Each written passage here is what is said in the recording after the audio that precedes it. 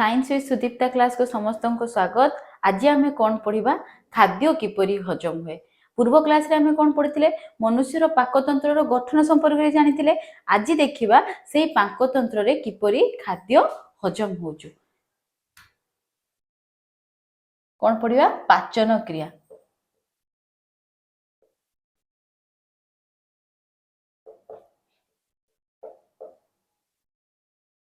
पिला माने आमे जो खाद्य खाऊचे खाद्य जाई कोठी पहुंचू ना प्रत्येक कोष निकट में पहुंचू।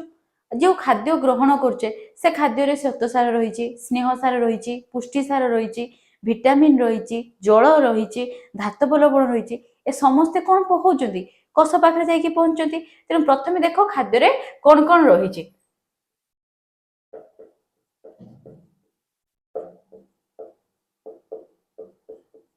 श्वेतसार आउ कौन ना स्नेहसार,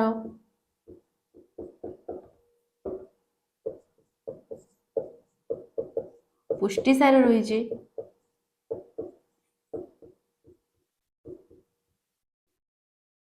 धातव लवण, जल, विटामिन यही सब जिनस कौन रही ना आम खाद्य रे रही। सेथि मध्यरु केतेक खाद्य कौन हुए ना बहुत सिंपल वे कौन सी हजम न होइकी बिना हजम रे आमर कोष पाखरे जाई पहुंची जाए। से खाद्य भितर किए ना आमर एई धातव लवण, विटामिन, जल एवढा कौन हुए ना कोष झिल्ली भितर को आराम से कोष पहुंची जाए, कोष भितर को पहुंच जाए। कौन पाई ना सेमानकर आकार बहुत क्षुद्र, जेहेतु से अणुगुड़िक बहुत क्षुद्र होता तेणु विदाउट हजम कौन प्रकार हजम न होई से माने कोष झिल्ली दे क्या पाखे पहुंची पार्टी कोष पाखे पहुंची पार्टी। किंतु श्वेतसार, स्नेहसार, पुष्टिसार एमाने सब कौन ना एमानकर आकार बहुत बड़, एमाने बृहत्ताकर अणु। तेणु एमाने बिना हजम रे कौन हो पारंतिनी ना कोष भितर जाई पहुंची पारंतिनी। प्रथमे ये जटिल खाद्य कौन हम ना सरलीकृत हम।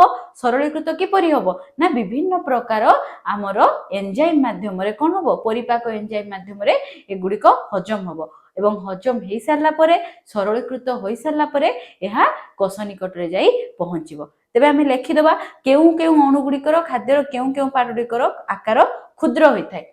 कौन ना आमर धातव लवण, जल, विटामिन रो आकार क्षुद्र होइथिबारु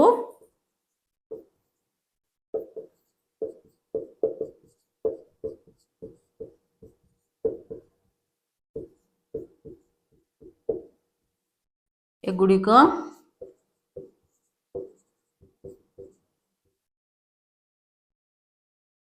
बिना हजम रे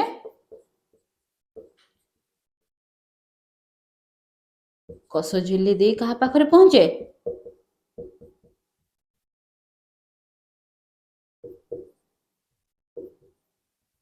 कोष झिल्ली माध्यम रे कोष निकट रे पहुंचे।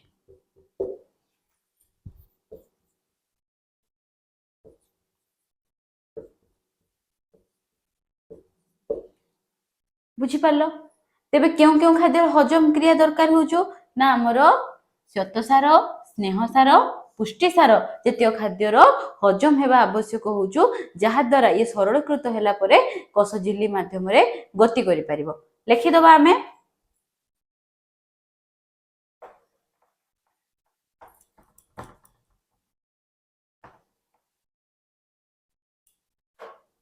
कौन कौन ना आमर श्वेतसार,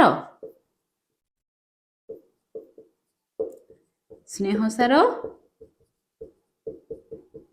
एवं कौन पुष्टिसार।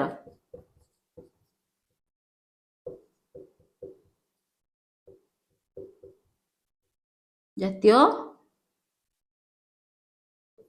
खाद्यर अणुगुड़िक कौन होता है बृहत्ताकार होइथिबारु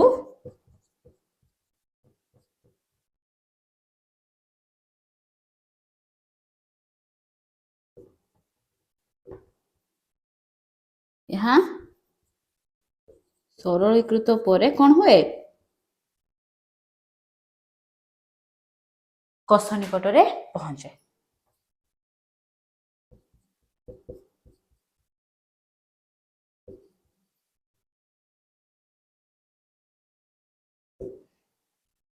ବୁଝିପାରିଲ? ତେବେ ଏଇ ଯେ ଖାଦ୍ୟ ହଜମ ହବ ବା ପାଚନ କ୍ରିୟା ହବ, ସେ ଖାଦ୍ୟ ହଜମର ବିଭିନ୍ନ ପ୍ରକ୍ରିୟା ରହିଛି। ପ୍ରଥମେ ଆମେ ଜାଣିବା ସେ ପ୍ରକ୍ରିୟା ଗୁଡିକ କଣ କଣ, କେଉଁ କେଉଁ ଷ୍ଟେପ ଦେଇକି ଆମର ହଜମ କ୍ରିୟା କଣ ହଉଛୁ, ପ୍ରୋସେସଟା କମ୍ପ୍ଲିଟ ହଉଛୁ। ତେବେ ଖାଦ୍ୟ ହଜମର ପ୍ରକ୍ରିୟା ଗୁଡିକ କଣ କଣ, ନା ପ୍ରଥମେ ହେଲା ଖାଦ୍ୟ ଗ୍ରହଣ। ଲେଖିବା,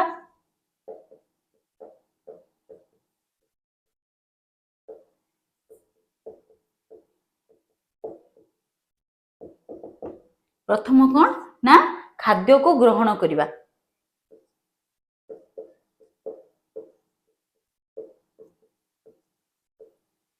ତାକୁ ଇଂରାଜୀରେ କଣ କହନ୍ତି, ଇଞ୍ଜେକ୍ସନ ବୋଲି କହନ୍ତି।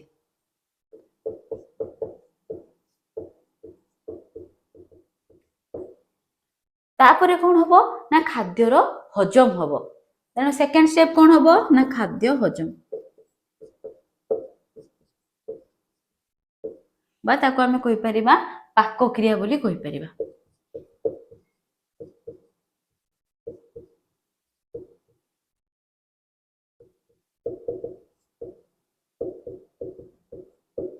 ହେଲା, ତାପରେ କଣ ହବ ନା ଅବଶୋଷଣ ହବ। ଖାଦ୍ୟ ହଜମ ହେଇଗଲା, ହଜମ ହେଇସାରିଲା ପରେ ସେ କଣ ହବ ନା ଆମର ଅବଶୋଷଣ ହବ।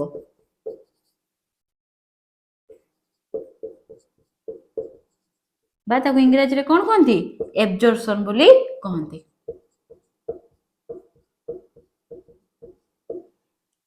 ଖାଦ୍ୟର ଅବଶୋଷଣ ହେଲା ପରେ କଣ ହବ ନା ଇଏ ପ୍ରତ୍ୟେକ କୋଷ ପାଖରେ ପହଞ୍ଚିବ, କୋଷ ପାଖରେ ପହଞ୍ଚି କାର୍ଯ୍ୟରେ ଲାଗିବ। ସେଇ ପ୍ରକ୍ରିୟାକୁ କଣ କୁହାଯାଏ, ଆତ୍ମୀକରଣ।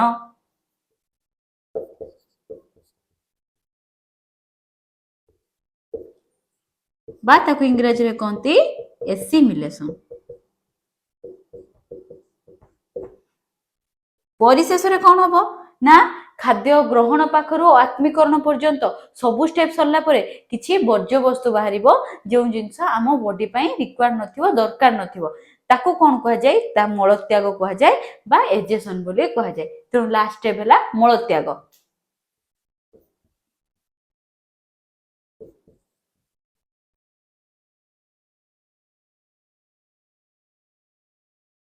ତେବେ ଖାଦ୍ୟ ହଜମର ପ୍ରକ୍ରିୟା କଣ ନା ଖାଦ୍ୟ ଗ୍ରହଣ, ପାକ କ୍ରିୟା, ଅବଶୋଷଣ, ଆତ୍ମୀକରଣ, ଆଉ କଣ ନା ଆମର ମଳତ୍ୟାଗ। ବୁଝିପାରିଲ? ତେବେ ଆମେ ପ୍ରଥମେ ଦେଖିବା କଣ ନା ଖାଦ୍ୟ ଗ୍ରହଣ ଆଉ ପାକ କ୍ରିୟା ଦେଖିବା। କୋଉ କୋଉ ଆମ ପାକତନ୍ତ୍ରର କୋଉ କୋଉ ପାର୍ଟରେ କିପରି ହଜମ ହଉଛୁ, ଖାଦ୍ୟର ଅବଶୋଷଣ ହଉଛୁ, ସବୁ ପାର୍ଟ କଥା ଆମେ ପଢିବା, ପାକତନ୍ତ୍ରର ସବୁ ଅଂଶ ବିଷୟରେ। ପ୍ରଥମେ ଆମେ କଣ ଦେଖିବା ନା ଖାଦ୍ୟ ଗ୍ରହଣ ଏବଂ ପାକ କ୍ରିୟା। ତେଣୁ ପିଲାମାନେ ଆମେ ପାଟି ଦ୍ୱାରା ପ୍ରଥମେ କଣ କରୁଛେ, ଖାଦ୍ୟ ଗ୍ରହଣ କରୁଛେ। ଏବଂ ପାଟି କଣ ନା ପାକନଳୀର ପ୍ରଥମ ଅଂଶ।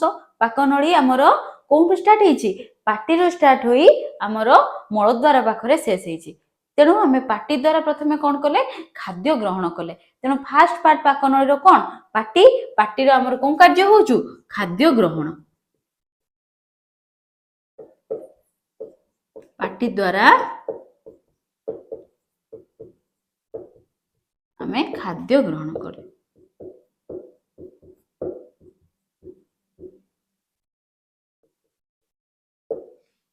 ଖାଦ୍ୟ ଗ୍ରହଣ କଲେ, ଖାଦ୍ୟ ଗ୍ରହଣ ପରେ ଖାଦ୍ୟ ଯାଇ କୋଉଠି ପହଞ୍ଚିଲା ନା ଆମ ପାଟି ଭିତରେ ଥିବା ଫାଙ୍କା ସ୍ଥାନରେ ପହଞ୍ଚିଲା। କୋଉଠି, ଆମେ ଖାଦ୍ୟ ଏଇପଟେ ଗ୍ରହଣ କରୁଛେ ପାଟି ଦ୍ୱାରା। ପାଟି ଦ୍ୱାରା ଖାଦ୍ୟ ଗ୍ରହଣ କଲା ପରେ ଖାଦ୍ୟ ଆସି ଆମର ମୁଖ ଗହ୍ୱରରେ ପହଞ୍ଚିଲା। ମନେ ଥିବ ତୁମର, ଏଇ ଜାଗାକୁ କଣ କୁହାଯାଏ, ମୁଖ ଗହ୍ୱର କୁହାଯାଏ। ତେଣୁ ସେକେଣ୍ଡ କେ ନା ମୁଖ ଗହ୍ୱର।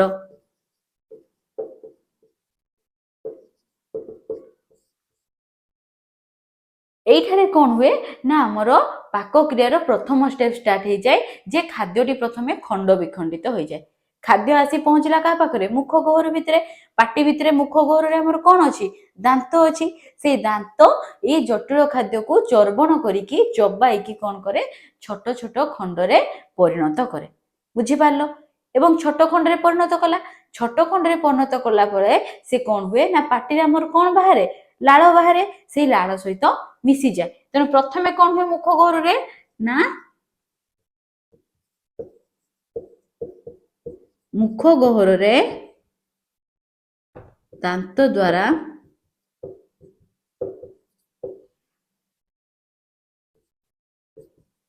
ଜଟିଳ ଖାଦ୍ୟର ଚର୍ବଣ ହୋଇ କଣ ହୁଏ?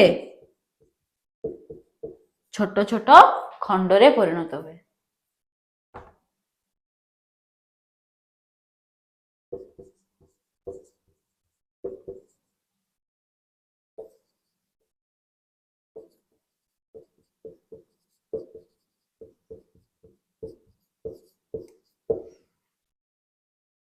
ହେଲା ଏହା ସହିତ କଣ ହେଲା ନା ଛୋଟ ଛୋଟ ଖଣ୍ଡରେ ପରିଣତ ହେଲା। ଆମ ପାଟି ଭିତରେ 3 ଯୋଡ଼ା ଲାଳ ଗ୍ରନ୍ଥି ଅଛି। ସେଇ ଲାଳ ଗ୍ରନ୍ଥିରୁ କଣ ବାହାରେ? ଲାଳ ବାହାରେ। ସେଇ ଲାଳ ସହିତ ଖାଦ୍ୟ ମିଶିଲା। ଆମେ ଜାଣିଛେ ଯେ ଲାଳରେ କଣ ରହିଛି? ଟାଇଲିନ ନାମକ ଗୋଟେ ଏନଜାଇମ ରହିଛି। ସେ ଟାଇଲିନ ଏନଜାଇମ କଣ କରେ ରେ ପିଲାମାନେ? ନା ଆମର ଯେ ଖାଦ୍ୟର ଜଟିଳ ଶ୍ୱେତସାର ରହିଥାଏ ତାକୁ ପ୍ରଥମେ କଣ କରେ? ନା 2 ଶର୍କରା ବିଶିଷ୍ଟ ମାଲ୍ଟୋଜରେ ପରିଣତ କରେ। କଣ? ନା ଲାଳରେ ଥିବା ଟାଇଲିନ। ସେ ପ୍ରଥମେ କଣ କଲା? ନା କେବଳ ଶ୍ୱେତସାର ଜାତୀୟ ଖାଦ୍ୟକୁ କଣ କଲା? ନା ହଜମ କରାଇଲା ଏବଂ ତାହାକୁ ଆମର କୋଉଥିରେ ପରିଣତ କଲା? ମାଲ୍ଟୋଜରେ ପରିଣତ କଲା। ଏବଂ ଏହା କେତେ କାର୍ବନ ଆମେ କେତେ ଶର୍କରା ବିଶିଷ୍ଟ? ତୁମେ ଜାଣିଥିବ ଏଟା 2 ଶର୍କରା। ଆମେ ଯେତେବେଳେ ପଢିଥିଲେ ଶ୍ୱେତସାର ଜାତୀୟ ଖାଦ୍ୟ 3 ପ୍ରକାର। ଗୋଟିଏ ହେଲା ମନୋସାକାରାଇଡ, ଗୋଟିଏ ହେଲା ଡାଇସାକାରାଇଡ, ଗୋଟିଏ ହେଲା ପଲିସାକାରାଇଡ। ତେଣୁ ମନୋସାକାରାଇଡ ଭିତରେ ଆମେ ପଢିଥିଲେ ଗ୍ଲୁକୋଜ, ଫ୍ରୁକ୍ଟୋଜ, ଗାଲାକ୍ଟୋଜ। ଡାଇସାକାରାଇଡ ଭିତରେ ପଢିଥିଲେ ଆମେ କଣ? ମାଲ୍ଟୋଜ। ଏଟା ପଢିଥିଲେ ମନେ ଥିବ। ତେଣୁ ପାଟି ଭିତରେ କଣ ହୁଏ? ନା ଶ୍ୱେତସାର ଜାତୀୟ ଖାଦ୍ୟର ହଜମ କ୍ରିୟାଟା ଷ୍ଟାର୍ଟ ହେଇଯାଏ। ଲେଖିଦେବା ତାହେଲେ କଣ ହେଇଛି? ଆମ ଲାଳରେ ଟାଇଲିନ ରହିଛି।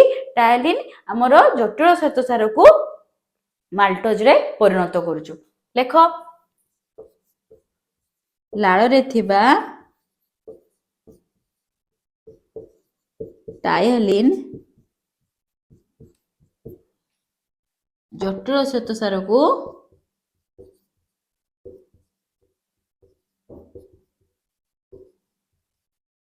କୋଉଥିରେ ପରିଣତ କରେ? ହେଲା ମାଲ୍ଟୋଜରେ। 2 ଶର୍କରା ବିଶିଷ୍ଟ ମାଲ୍ଟୋଜରେ ପରିଣତ କରେ।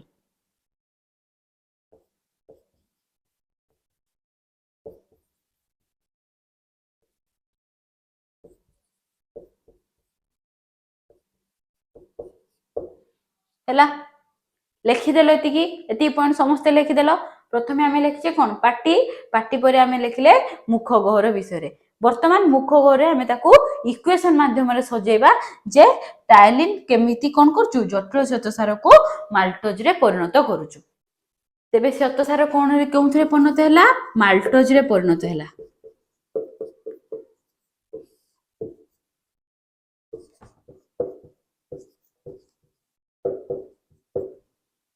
ଗୋଟିଏ 2 ଶର୍କରା ବିଶିଷ୍ଟ ଶ୍ୱେତସାର। ତେବେ କାହା ପ୍ରେଜେନ୍ସ ର ହେଲା? କେଉଁ ଏନଜାଇମ ପ୍ରେଜେନ୍ସ ର? ଟାଇଲିନ ପ୍ରେଜେନ୍ସ ର। ଲେଖିଦବା। ଆଉ କଣ? ନା ଆମ ଏଇ ଯେ ଲାଳର pH କେତେ ଥାଏ? ନା ଆମର 6.8 ଥାଏ, যেটা କି 7 ରୁ କମ। 7 ରୁ କମ ଅର୍ଥାତ କଣ? ଇଏ ହେଲା ଅମ୍ଳୀୟ ହେଇଥିବ। ଆମେ ପଢିଛେ ଯାହାର pH 7 ରୁ ଅଧିକା ତାକୁ କଣ କୁହାଯିବ? ସେଟା କ୍ଷାରୀୟ ପଦାର୍ଥ। ଯାହାର pH 7 ରୁ କମ ତାକୁ କଣ କୁହାଯାଏ? ନା ଅମ୍ଳୀୟ ପଦାର୍ଥ କୁହାଯାଏ। ଯେହେତୁ ଲାଳର pH କେତେ? ନା ଆମର 6.8, ଯାହାକି 7 ରୁ କମ। ତେଣୁ ସିଏ ପାଟି ଭିତରେ କଣ କରେ? ଗୋଟିଏ ଅମ୍ଳୀୟ ପରିବେଶ ସୃଷ୍ଟି କରେ। ଅର୍ଥାତ ପାଟି ଭିତରେ ଅମ୍ଳୀୟ ହେଇଯାଏ କଣ ପାଇଁ? ନା ଆମର ଲାଳର pH ପାଇଁ। ତେଣୁ ଏଇ ଯେ ଶ୍ୱେତସାର ମାଲ୍ଟୋଜରେ ପରିଣତ ହଉଛୁ ସେଥିପାଇଁ କେଉଁ ପରିବେଶ ଦରକାର ହଉଛୁ? ନା ଅମ୍ଳୀୟ ପରିବେଶର ଆବଶ୍ୟକ ହଉଛୁ।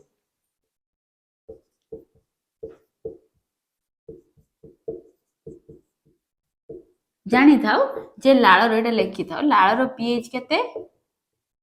ନା 6.8, এটা কি স্লাইটলি এসিডিক ହେଇଥାଏ। যেহেতু এসিডিক ହେଇଥାଏ ତାକୁ ସେଠି କଣ କହୁଛୁ? ଅମ୍ଳୀୟ ହୋଇଥାଏ। এটা ଅମ୍ଳୀୟ ପରିବେଶ ରହୁଛୁ କୋଉଠି? ମୁଖ ଗହ୍ୱର ଭିତରେ। ବୁଝିପାରିଲ? ଆଉ କଣ ହୁଏ? ନା ଆମ ଯେତେ ଖାଦ୍ୟ ଗ୍ରହଣ କରୁଛେ, ଆମେ ଯେଉଁ ଖାଦ୍ୟ ଗ୍ରହଣ କରୁଛେ ସେଥିରେ ବହୁତ ପ୍ରକାର ବ୍ୟାକ୍ଟେରିଆ ରହୁଛନ୍ତି, ଅନ୍ୟ ଭାଇରସ ସବୁ ରହୁଛନ୍ତି। ତେଣୁ ସେଇ ଯେ ଅନିଷ୍ଟକାରୀ ବୀଜାଣୁ ରହୁଛନ୍ତି ସେମାନଙ୍କୁ ନଷ୍ଟ କରିବା ପାଇଁ ଆମ ଲାଳରେ କଣ ରହିଥାଏ? ଆଉ ଗୋଟିଏ ଏନଜାଇମ ରହିଥାଏ, ତାକୁ କଣ କୁହାଯାଏ? ବ୍ୟାକ୍ଟେରିସିଡାଲ ଏନଜାଇମ। जे कि कौन करे ना आम खाद्य जो बीजाणु रही था बैक्टेरिया रही था से नष्ट कर दिए। तेणु लेख जे लाल रे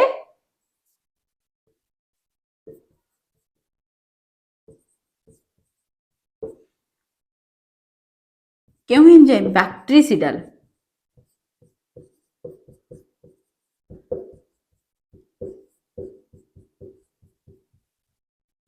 बैक्टेरिसिडाल एंजाइम आमर कौन करे ना खाद्य रे थिबा अनिष्टकारी बीजाणु को नष्ट कर दे।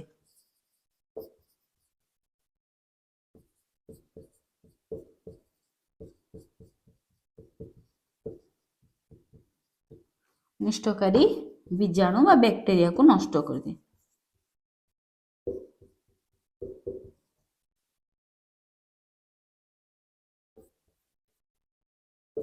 हैला तमे देखिथिबो सबू कुकुर बिलेई गाई एम सब कौन कहते देह को प्रायत टाइम चाटू था जीभ द्वारा चाटू था कौन पाई चाटुंती से माने कारण सेमानकर भी लाल रे कौन रही ना बैक्टेरिसिडाल एंजाइम रही जहा द्वारा कौन हुए ना तांको देह रे कोनोसी क्षत स्थान रहिला कि कोनोसी गोटे पोक कामुड़ी देला से माने चाटी चाटी कौन करती तांको क्षत स्थान को भल कर देथांती। तेणु समस्त स्तन्य प्राणी कौन करती चाटी चाटी तांकर क्षत स्थान को जीभ द्वारा चाटिकी क्षत स्थान को से कौन कौन कर दियंती भल कर दियंती। सेमान तो मेडिसिन जाके लगे देबे ना तेणु से माने चाटिकी ही कौन कर दियंती क्षत को भल कर दियंती। लिखि दियो समस्त स्तन्य प्राणी को पाखरे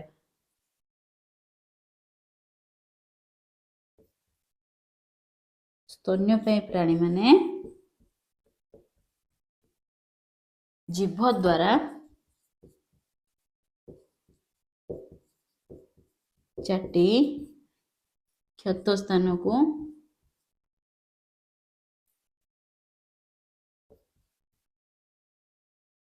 भल कर दियंती।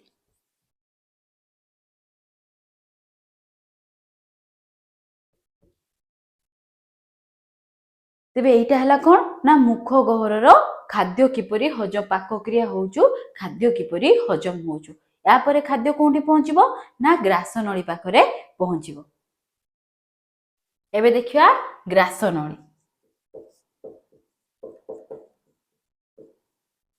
ते खाद्य आमे कोठी खाइले ना पाटी द्वारा खाइले पाटी द्वारा खाइबा द्वारा कोठी पहुंचला मुख गहर रे पहुंचला वर्तमान खाद्य कोठी के आसिला ना हमर खाद्य नळी बा कोठी की ग्रासनळी भीतर को आसिला।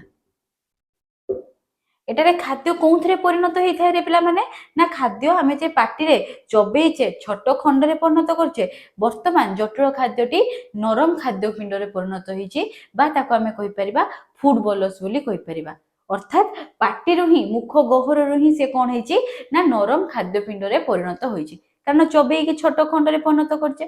तेनो नरम खाद्य पिंड क्यों कहा द्वारा ना हमर गलेट द्वारा जानिचे आमे जे ग्रासनळी रो द्वार को कोन कह जाय गलेट बोली कह जाय एवं हमर श्वासनळी रो द्वार को कोन कह जाय ग्लटिस बोली कह जाय जहा देकी धर एटा नळी जहा देकी कोन होतबो खाद्यटी पसुतबो सेई जे स्थानटा को कोन कह जाय गलेट बोली कह जाय। तेबे ए जे नरम खाद्य पिंड जहा की मुख गहर रु हेई आछि से गलेट द्वारा कोनठारे पहुंचे ना ग्रासनळी रे पहुंचे। लिखि दबा नरम खाद्य पिंड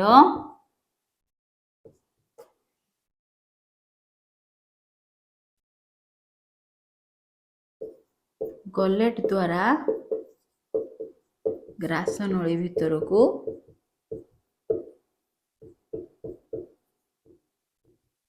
प्रवेश करे ग्रासनळी भीतर को कौन हुए प्रवेश करे। आउ कौन ए ग्रासनळी भितर कौन हुएनी कौनसी प्रकार हजम हुए नहीं केवल खाद्यर मोमेंट हुए खाद्यटी कौन हुए ग्रासनळी बाटे देई हमर पाकस्थली पाखरे पहुंचे एवं ए ग्रासनळी रो कौन होई थाए ना तारो कांथ गुडी को हला कौन करंती संकोचन हुंती शिथिलन हुंती। आमे जानिचे जे पाकनळी रो से संकोचन शिथिलन हेबा को कौन कह जाय पेरिस्टालसिस कह जाय बा कौन कह जाय पुरसरण कह जाय। तेनु एई आम ग्रासनळी भी पाकनळी रो गोटे पार्ट तेणु ये ग्रासनळी कौन हुए ना ये ग्रासनळी पुरसरण द्वारा खाद्य जाई कोठारे पहुंचे ना हमर पाकस्थल रे पहुंचे। ଏଠାରେ କୌଣସି ପ୍ରକାର ହଜମ ହୁଏ ନାହିଁ। କୋଉଠାରେ? ଗ୍ରାସ ନଳୀରେ। ହେଲା, ତେଣୁ ଲେଖ ଯେ ଗ୍ରାସ ନଳୀରେ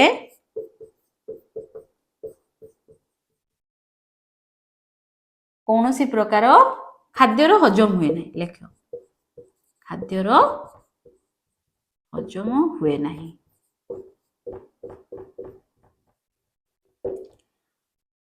ଆଉ କଣ ହୁଏ ନା ଏ ଗ୍ରାସ ନଳୀର ପୁରସରଣ ଅର୍ଥାତ୍ ସଂକୋଚନ ଶିଥିଳନ ଦ୍ୱାରା ଖାଦ୍ୟ ଯାଇ କୋଉଠି ପହଞ୍ଚେ?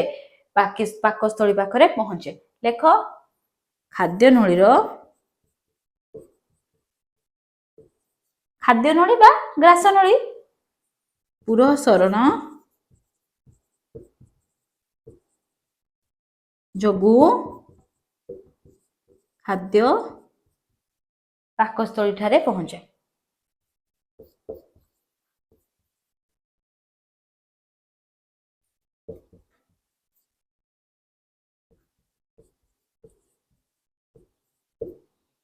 ହେଲା, ତେଣୁ ଏଇଟା ସରିଲା କାହା କଥା? ନା ଆମର ଗ୍ରାସ ନଳୀ କଥା। ବର୍ତ୍ତମାନ ଆମେ ଦେଖିବା ପାକସ୍ଥଳୀରେ କିପରି ଖାଦ୍ୟ ହଜମ ହୁଏ।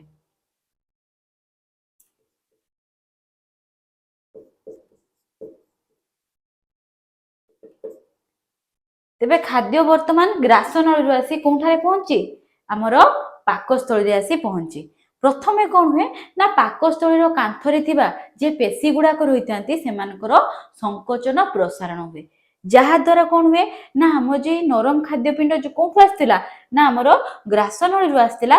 ସେଥିରେ ଥିବା ବଡ ବଡ ଖଣ୍ଡ, କିଛି ବଡ ଖଣ୍ଡ ରହିଯାଇଥିବ ବା ସେଗୁଡିକ କଣ ହବ ନା ଆହୁରି ସୂକ୍ଷ୍ମ ଖଣ୍ଡରେ ପରିଣତ ହେଇଯିବ, ଯାହାକୁ ଆମେ କଣ କୁହେ?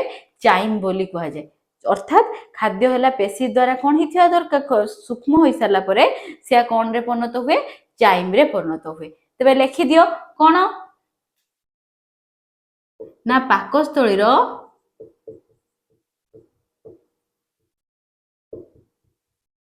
କାନ୍ଥରେ ଥିବା ପେଶୀର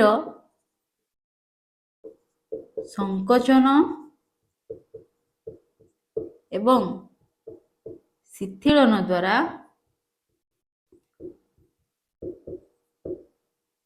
ଖାଦ୍ୟପିଣ୍ଡ କଣ ହୁଏ? ଖାଦ୍ୟପିଣ୍ଡରେ ଯେଉଁ ବଡ ବଡ ଖଣ୍ଡ ରହିଯାଇଥିବ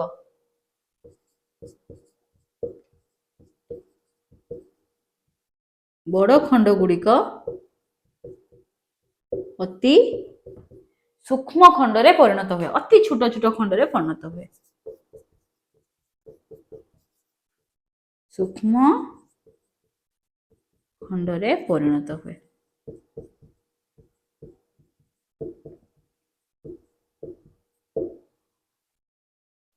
ପାକସ୍ଥଳୀରେ ଆମର କଣ ନିର୍ଗତ ହୁଏ ରେ? ଆମେ ଜାଣିଛେ ପାଚକ ରସ କ୍ଷରିତ ହୁଏ। କୋଉଠାରୁ? ନା ଜଠର ଗ୍ରନ୍ଥିରୁ। ଜଠର ଗ୍ରନ୍ଥି ତମେ ପଢି ଆମେ ମନେ ଥିବ ତୁମର ପାକ ଗ୍ରନ୍ଥି ପଢିଥିଲେ। ପାକ ଗ୍ରନ୍ଥି ଭିତରେ ଲାଳ ଗ୍ରନ୍ଥି ପଢିଥିଲେ, ଜଠର ଗ୍ରନ୍ଥି ପଢିଥିଲେ, ଆନ୍ତ୍ରିକ ଗ୍ରନ୍ଥି ପଢିଥିଲେ, ଯକୃତ ପଢିଥିଲେ, ଅଗ୍ନାଶୟ ପଢିଥିଲେ। ତେଣୁ ସେ ଯେ ଜଠର ଗ୍ରନ୍ଥି କୋଉଠାରେ ଥାଏ? ନା ଆମର ପାକସ୍ଥଳୀରେ ରହିଥାଏ। ସେଥିରୁ କଣ ନିଃସୃତ ହୁଏ? ନା ଆମର ପାଚକ ରସ ବା ଗାଷ୍ଟ୍ରିକ ଜୁସ୍ କଣ ହେଇଥାଏ? କ୍ଷରିତ ହୋଇଥାଏ। ତେଣୁ ସେଇ ଯେ ପାଚକ ରସ କୋଉଠି ମିଶିଲା? ନା ପାକସ୍ଥଳୀରେ ଥିବା ଏଇ ଯେ ଛୋଟ ଛୋଟ ଖଣ୍ଡ ସହିତ ମିଶିଲା। ତେଣୁ ଯାହା ଦ୍ୱାରା କଣ ହବ? ନା ଖାଦ୍ୟଟି ଆମର ତରଳ ମଣ୍ଡ ବା ଚାଇମ୍ରେ ପରିଣତ ହବ। ତେବେ ଲେଖ ଯେ ପାକସ୍ଥଳୀରେ ପାଚକ ରସ ସହିତ ମିଶି ଖାଦ୍ୟଟି କଣ ହୁଏ? ନା ଚାଇମ୍ରେ ପରିଣତ ହୁଏ ବା ତରଳ ମଣ୍ଡରେ ପରିଣତ ହୁଏ।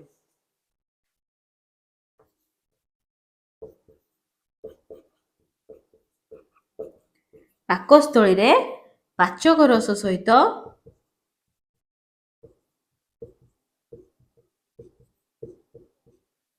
ଖାଦ୍ୟ ମିଶି କଣ ହୁଏ? ତରଳ ମଣ୍ଡ ବା ଚାଇମ୍ରେ ପରିଣତ ହୁଏ।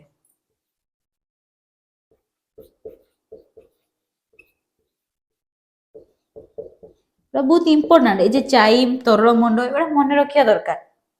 ଚାଇମ୍ରେ ପରିଣତ ହୁଏ।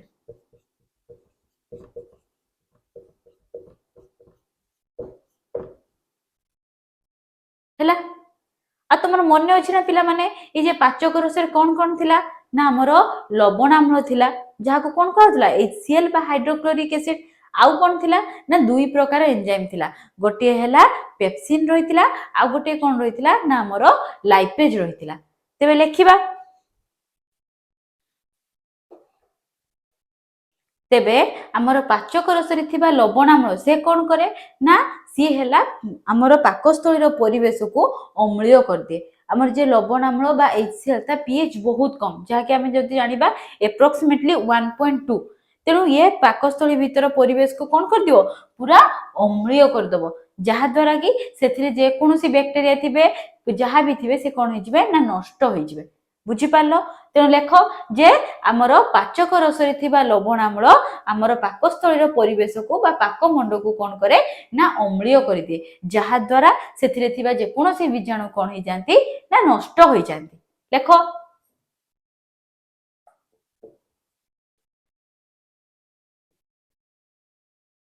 पाचक रसरे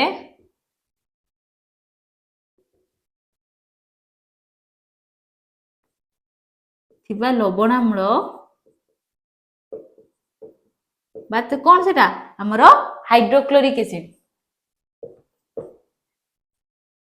HCl पाकमंड को कौन करे पाकमंड अर्थात कौन ना ये पाकस्थलीर परिवेश जे पाकस्थलीर भीतर परिवेश को पाकमंड को अम्लात्मक कर दिए अम्लात्मक करने सहित कौन करे ना जीवाणु नष्ट कर दिए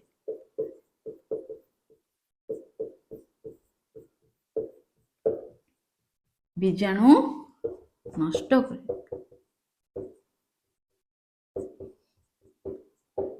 बैक्टीरिया मुख गहरे हमर कोन आस्तिला बैक्टीरिसिडाल एंजाइम थिला जे के बैक्टीरिया मान को नष्ट कर देथिला जदि भी बाय चांस कोनोसी बैक्टीरिया थिबे ताने से आसी कोठी नष्ट होई जिवे ना हमर पाकस्थली भितरे नष्ट होई जिवे ता छडा हमर कोन अछि ना पाचक रसरे थिना लवणाम्ल अछि आहुरी दुईटी एंजाइम रहिछि से दुईटी एंजाइम कोन गोटे हैला पेप्सिन आ गोटे कोन रे ना हैला हमर लाइपेज लिखि दियो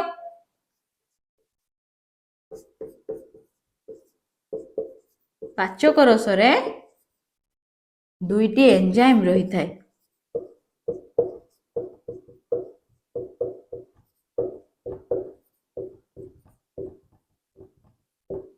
गोटे कौन ना हमर पेप्सिन एवं सेकेंड टी कौन ना हमर लाइपेज हैला ए पेप्सिन जे ए पेप्सिन कौन ना हमर मुख्यतः निष्क्रिय अवस्था रही थाए अर्थात ये कौन होता है ना गोटे किसी आसिले जाकि कौन होबो ना सक्रिय होबो किए आसिले सक्रिय होबो ना हमर ए लवणाम्ल प्रेजेंस रो ए हाइड्रोक्लोरिक एसिड प्रेजेंस रो कौन हुए ना ए पेप्सिन टी सक्रिय हुए नहने से कौन कोम अवस्था रे थाए निष्क्रिय अवस्था रही थाए तेबे पेप्सिन लवणाम्ल प्रेजेंस रो कौन होबो ना सक्रिय होबो तापर से कौन करिवो ना तापर से पाकस्थल रे जो खाद्य आसी थाए से खाद्य रे जो पुष्टिसार जातीय खाद्य थाए ताको कौन कर थाए ना हजम कर थाए तबे लेख जे पेप्सिन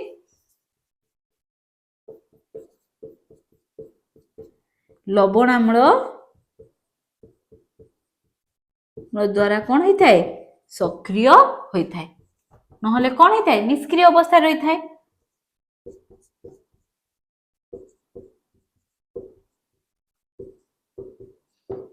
एवं सक्रिय होगा पर कौन करे ना हमर पुष्टिसार जातीय खाद्य को हजम करे एवं हजम करिकी दुईटी पदार्थ रे परिणत करे गोटे हैला प्रोटीओजेस आ गोटे हैला हमर कोन रे पेप्टन्स रे परिणत करे लेख पेप्सिन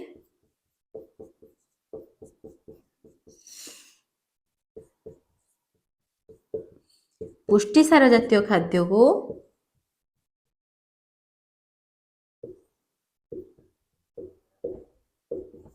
कौन थे ना गोटे हैला प्रोटीओजेस आ गोटे हैला पेप्टन्स रे परिणत करे प्रोटीओजेस एवं पेप्टन्स रे परिणत करे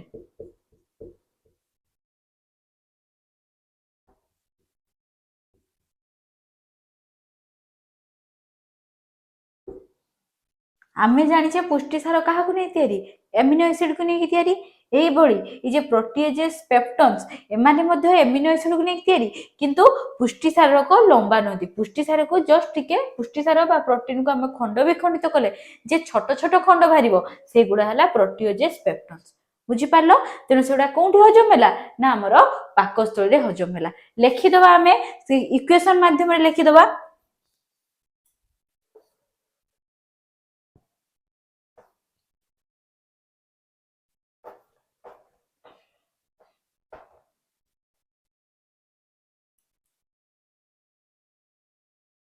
कौन लिखिबा ना हमर कौन हजम होला पुष्टिसार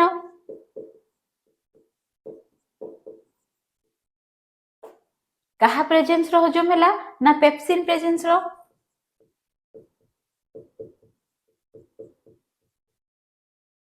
सेति कौन आवश्यक अम्लीय परिवेश दरकार कारण अम्लीय परिवेश किए करछि लवण आम्ल करिछि जहा द्वारा लवण आम्ल द्वारा पेप्सिन कौन हेछि एक्टिवेट हेछि लिखि दबा सक्रिय हेछि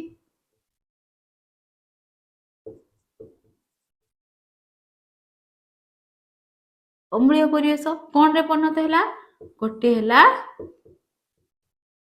प्रोटीओजेस आ गोटे कौन पेप्टन आउ कौन हुए ना आमर पुष्टिसार पाकस्थली रे स्नेहसार जातीय खाद्य मध्य हजम हुए स्लाइटली कम मात्रा रे हजम होता है कहा द्वारा ना गोटे हैला हमर कोन पेप्सिन एंजाइम रहिछि आ गोटे कोन एंजाइम रहिछि लाइपेज एंजाइम रहिछि से लाइपेज एंजाइम द्वारा हमर स्नेहसार जातीय खाद्य रो हजम हुए लिखि दबा तबे स्नेहसार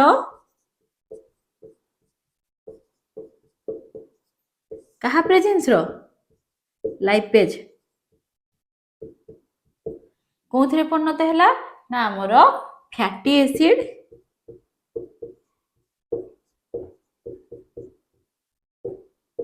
प्लस कोड से ग्लिसरॉल ले परिणत हैला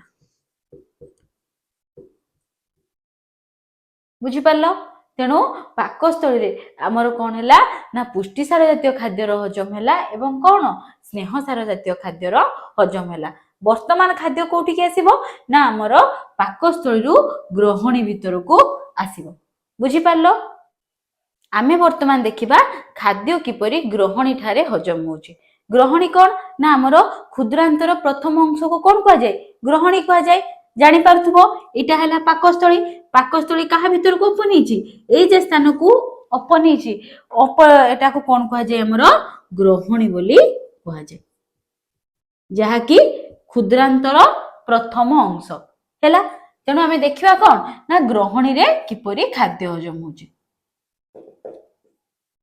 ग्रहणी रे पिला माने केउ केउ रस क्षरित होउची तमे यदि देखि पारथुबो एटा कोन हमर यकृत एवं एटा कोन ना हमर अग्नाशय पत्र भलिया स्ट्रक्चर जहा को एटा को यकृत को कोन कह जाय लिवर कह जाय अग्नाशय को पैनक्रियाज कह जाय तेबे ए जे यकृत रु पित्त रस क्षरित हुए ताहा आसी कोठी पहुंचे ना हमर ग्रहणी ठारे पहुंचे से रस ग्रहणी मध्य को क्षरित हुए अग्नाशय रु जे अग्नाशय रस आते से मध्य कोन हुए ना ग्रहणी ठारे क्षरित हुए जहा द्वारा जे पाकस्थली रु खाद्य सहित ए अग्नाशय रस पित्त रस मिसी थाए तबे लिखि दबा ग्रहणी ठारे पाकस्थली रु आसुथिबा खाद्य सहित अग्नाशय रु आसुथिबा अग्नाशय रस एवं यकृत रु आसुथिबा पित्त रस सह मिसी जाय लेखो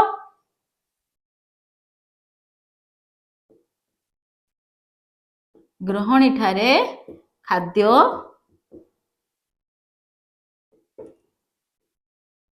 यकृत रु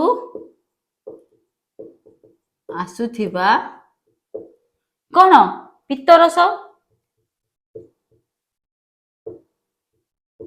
ताकू बाइल कहा जाए एवं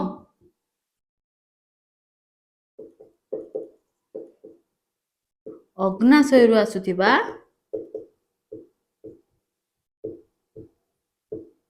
अग्नाशय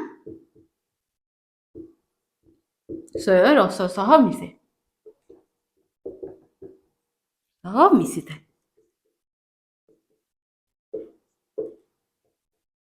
बुझी पारलो तापर कौन हम ना आमर ये पित्तरस पित्तरस रे कौन सी प्रकार एंजाइम न थाए ये कौन करे ना आमर या भितर पित्त लवण थाए से पित्त लवण आमर स्नेह सार जातीय खाद्य को कौन करे ना अवद्रवीकरण कराए बुझी पार्ल अवद्रवीकरण अर्थात कौन धर क्यों जातीय खाद्य स्नेह सार जातीय खाद्य धर एटा गोटे स्नेह सार जातीय खाद्य हैला आकु कौन करिवो ना आमर पित्त लवण कोठी अछि ना आमर पित्त रस रे अछि पित्त रस रे कोनोसी प्रकार कोन न थाए ना एंजाइम न थाए केवल पित्त लवण रही थाए से पित्त लवण ए स्नेह सार जातीय खाद्य को छोट छोट खंड रे परिणत करिवो बुझी पारलो जहा को कोन कह जाय अवद्रवीकरण कह जाय अर्थात ए स्नेह सार बहुत जटिल अवस्था रे बड़ अवस्था रे थिला ताकू छोट छोट खंड रे परिणत कला कोन पई परिणत कला ना धर पिला माने ए स्नेह सार जातीय खाद्य ऊपर कोन पडुचो किछि एंजाइम पडुचो सब खाद्य हजम होबा पछरे कोन पडुचो एंजाइम आसी खाद्य को हजम करचो तेन जते बेले एंजाइम पडुचो ए एंजाइम कोठी कोठी हमर लागि परिबो ना एंजाइम आसीया पळे केवल एति के जगह ऊपर एंजाइम टे पड़ी परिबो ह ना नाही एंजाइम आसिला एंजाइम आसी कि एति के जगह को हजम करि पाला जदि से खाद्यटी वर्तमान हजम हे येछि हजम हे अवद्रवीकरण हे येछि छोट छोट खंड रे परिणत हेछि वर्तमान कोन आसिला ना एंजाइम आसिला पर देखो प्रत्येक स्नेह सार पाखरे कोन हैला एंजाइम आसी पहुंची पाला जहा द्वारा खाद्यटी कोन हे परिबो भलो भाबरे हजम हे परिबो एठी केवल ए आउटर सरफेस ए जे बाहर जेतिकी देखाउचो सेतिकी पर्यंत पहुंची पारथला किंतु वर्तमान जेहेतु एटा छोट छोट खंड रे परिणत हे येछि ये कोन होचो एंजाइम आसी प्रत्येक खंड पाखरे आसी पहुंची खाद्य को भलो भाबरे हजम करि परिबो एई प्रोसेस रे ए जे स्नेह सार को कोन कराला छोट छोट खंड रे परिणत कला ताको कोन कहा जाय अवद्रवीकरण कहा जाय बा ताको इमल्सिफिकेशन कहा जाय अर्थात जटिल स्नेह सार छोट छोट खंड रे परिणत हैला बुझी पारलो तेनु एटा कहार काम पित्त रस रे थिबा पित्त लवण रो कार्य लेखि दवा ताले सेटा ताहले कोन हैला ना हमर पित्त रस रे थिबा पित्त लवण स्नेह सार जातीय खाद्य रो कोन कराय अवद्रवीकरण कराय लेख पित्त रस रे थिबा पित्त लवण कौन जातीय खाद्य रो स्नेह सार जातीय खाद्य रो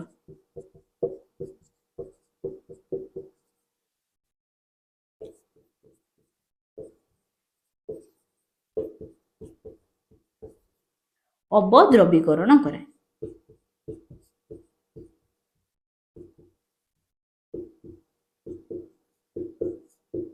बाता को कौन कह जाए इमल्सिफिकेशन कह जाए हैला तेबे आमे सेटा पॉइंट इक्वेशन देके लिखि दबा कोन लिखिबा ना स्नेह सार जातीय खाद्य अछि तापरे कोन पडिला हमर पित्त लवण पडिला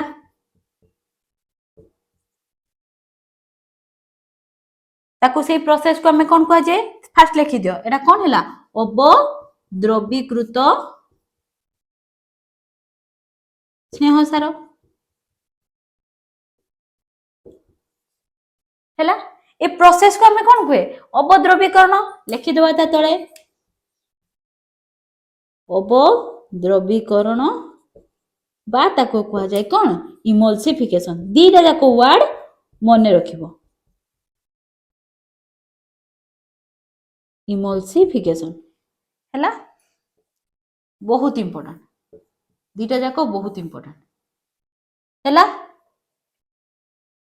आउ कोन करे ए पित्तरस ना एई पित्तरस रे थिबा पित्त लवण कोन करे ना हमर खाद्य रो अम्लत्व दूर करे मने पकाओ जे आमे एते बेले खाद्य कोन करथिले खाद्य जतेले पाकस्थली रे थिला पाकस्थली रे हमर कोन रहितिला ना पाकस्थली जे पाचक रस बाहरी थिला से पाचक रस रे हमर लवणाम्ल थिला दुईटी एंजाइम थिला गोटे पेप्सिन आ गोटे कोन थिला लाइपेज थिला हम खाद्य जतेले पाकस्थली रे थिला कोन हितिला ना सेथिरे पीएच बहुत कम रहितिला किपरि आमे जानिचे जे पाकस्थली रे हमर कोन बाहरे पाचक रस क्षरित हुए सेई पाचक रस रे लवणाम्ल थाए सेई लवणाम्ल रो पीएच केते थिला ना 1 to 1.2 जहा कि बहुत कम तेनु पाकस्थली भितरे से गोटे कोन करथिला ना अम्लीय परिवेश क्रिएट करतिला बा अम्ल खाद्यर अम्लत्व अत्यधिक कर देतिला जहा द्वारा सेथिरे थिबा जीवाणु गुडी को कोन हेतिले नष्ट होई हेतिले तेनु वर्तमान ए खाद्यर अम्लत्व बहुत अधिक अछि किंतु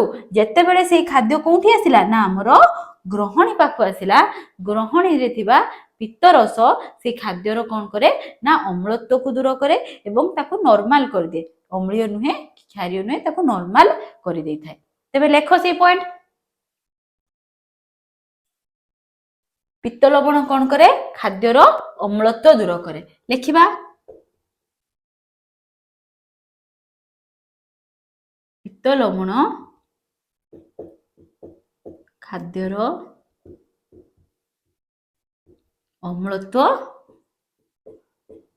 दूर करे हैला आपरे कोन हबो तेबे यकृतरु आस्तुवा पित्तरसर कार्य सरीगला पित्तरस खाद्यर अम्लत्व दूर कला एवं स्नेहसार जातीय खाद्यर अवद्रवीकरण कला ताकू छोट छोट खंड रे परिणत कला एबे कोन हबो ना आहुरी गोटे जिंस आसचु कोन ना अग्नाशय रस आसी पहुंचु तमानकर मने थिबो अग्नाशय रस रे विभिन्न प्रकार एंजाइम थिला हमरो अग्नाशय रे अमाइलेज थिला प्रोटीएज थिला आ कोन थिला लाइपेज थिला से मध्य कोन करिवो खाद्यर हजम करिवारे सहाय्य करिवो ए जे अमाइलेज से कोन करिवो ना हमरो श्वेतसार जातीय खाद्य को हजम करिवारे सहाय्य करिवो आउ कोन ना हमरो प्रोटीएज हमरो पुष्टिसार जातीय खाद्य को हजम करिवारे सहाय्य करिवो एवं लाइपेज हमरो स्नेहसार जातीय खाद्य को हजम करिवारे सहाय्य करिवो तेबे हम खाद्य पार्टी रे कोंथरे परिणत होइतिला ना तो मानकर मन थिबो श्वेतसार जातीय खाद्य हमरो 2 शर्करा विशिष्ट माल्टोज रे परिणत होइतिला मने थिबो काहा द्वारा लाळ रे थिबा टायलिन नामक एंजाइम द्वारा आउ सेते बेले कोन हेतिला ना अम्लीय परिवेश थिला जहा द्वारा हमरो श्वेतसार 2 शर्करा विशिष्ट माल्टोज रे परिणत कला तापरे खाद्य ग्रासनळी देई आसिला कोनोसी प्रकार खाद्यर हजम हैला नाही पाकस्थळी रे आसी पहुंचिला पाकस्थळी रे कोनोसी प्रकार श्वेतसार जातीय खाद्यर हजम होई नथिला वर्तमान खाद्य कोठी पहुंची हम ग्रहणी ठारे पहुंची ग्रहणी ठारे से माल्टोज रो कोन हुए हजम होबा स्टार्ट होय काहा द्वारा ए जे अग्नाशय रस रे थिबा अग्नाशय अमाइलेज सेतिरे विभिन्न प्रकार एंजाइम अछि से अग्नाशय अमाइलेज हमरो श्वेतसार जातीय जे कि माल्टोज 2 शर्करा विशिष्ट खाद्यर हजम कराय जण लेखि दबा जे फास्ट कोन माल्टोज जहा कि कोठी परिणत हेइतिला नाम मुख गहर भितरे परिणत होई साथिला ताहा वर्तमान कोन हबो ना हमरो अग्नाशय रो अमाइलेज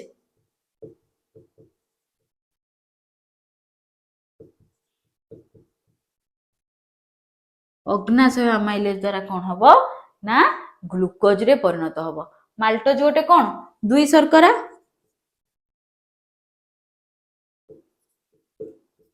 हैला माल्टोज 2 टी ग्लूकोज मॉलिक्यूल को नेकी तयारी हेताय तेनु ए माल्टोज वर्तमान अग्नाशय अमाइलेज द्वारा कोनथरे परिणत हबो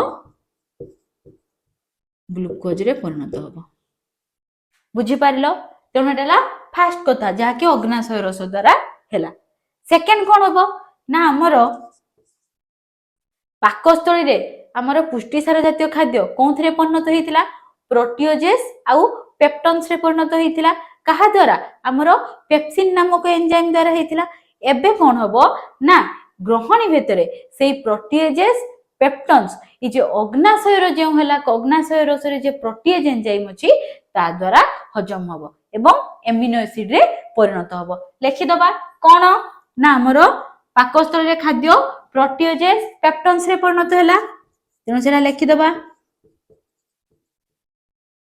प्रोटीओजेस आ कोन पेप्टोन कोन हबो ना हमरो अग्नाशय रे कोन अछि अग्नाशय रस रे हमरा अग्नाशय प्रोटीएज अछि जे कि पुष्टिसार जातीय को खाद्य को हजम करे तेनु अग्नाशय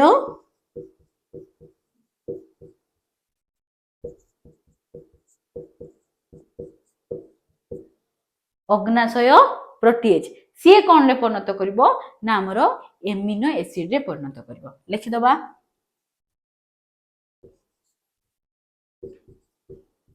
एमिनो अम्ल रे परिणत करिवो हैला आमे जानिचे पुष्टिसार एमिनो अम्लर श्रृंखल द्वारा तैयारी वर्तमान आमर पाकस्थल जो खाद्य अधा खंडा हजम होता कहार पुष्टिसार से पुष्टिसार वर्तमान कौन है ना एमिनो अम्ल परिणत होगला क्या द्वारा ना अग्नाशय रस अग्नाशय प्रोटीएज बुझिपार आउ कौन हुए ना आम सरला श्वेतसार कथा सरला आमर पुष्टिसार कथा सरला आउ कौन अच्छी स्नेहसार अच्छी से स्नेहसार आमे टिके जस्ट आगु पढ़िले जे यकृत रे थिबा पित्तर यकृतर जो पित्तरस आसी थाए से पित्तरस रे थिबा पित्त लवण स्नेहसार जातीय खाद्यर अवद्रवीकरण करिताए जहा द्वारा स्नेहसार अवद्रवीकृत स्नेहसार रे परिणत होइताए सेही अवद्रवीकृत स्नेहसार को वर्तमान किए हजम करेबो ना आम अग्नाशय रस रे थिबा अग्नाशय लाइपेज हजम करेबो बुझी पारलो तेणु लेखि देबा कौन अवद्रवीकृत स्नेहसार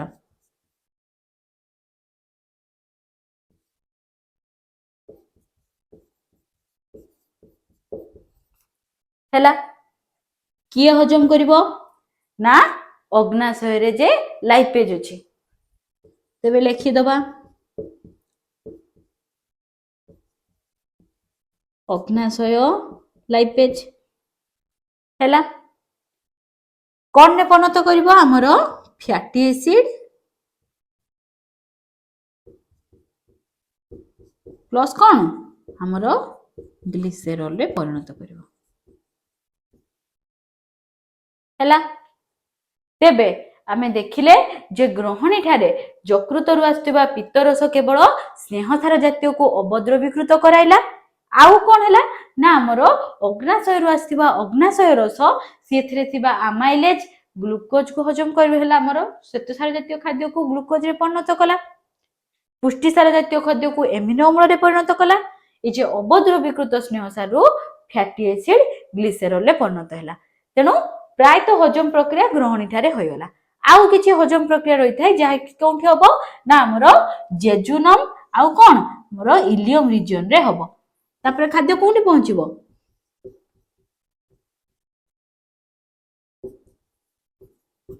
जेजुनम इलियम रे पहुंचीबो तेनु आमे देखिबा जेजुनम आउ इलियम रे खाद्य कोन होउची खाद्य किपरि हजम होउची तेबे जेजुलम आउ हेला कोन इलियम रे खाद्यर संपूर्ण हजम होइथाय जो सब खाद्य अवशिष्ट रही जाइथिबो हजम न होई रही जाइथिबो सेही खाद्यर संपूर्ण हजम कोठारे हबो ना जेजुनम इलियम रे हबो तेबे लेखो एई ठारे कोठी जेजुनम एवं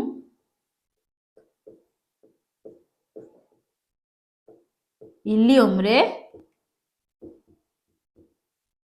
खाद्य हजम प्रक्रिया संपूर्ण होता है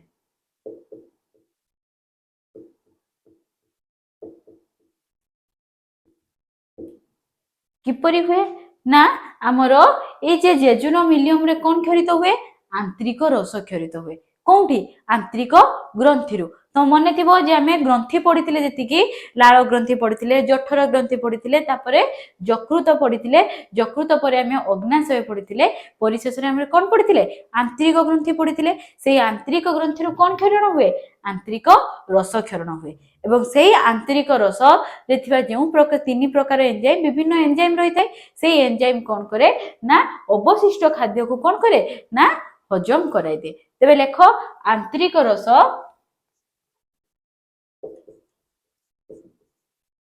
आंतरिक रस रे थिबा एंजाइम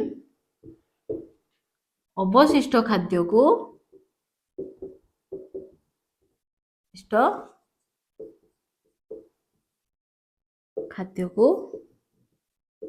हजम कराई थाए कौन कौन करिवो ना हमर कौन अच्छी प्रथमे आमे देखिया कौन ना हमर माल्टोज आमे देखिथिले माल्टोज कोठी हजम हेतिला ना ग्रहणी ठारे हजम होइतिला जहाँकि ग्लूकोज रे परिणत होइतिला अवशिष्ट माल्टोज जदि कौनसी माल्टोज रही जाइतिबो अवशिष्ट माल्टोज कोन हबो ना हमरो आंतरिक रस रे थिबा अमाइलेज एंजाइम द्वारा कोन हबो ना ग्लूकोज रे परिणत हबो बुझी पारिलो तेनु लेखिबा जे अवशिष्ट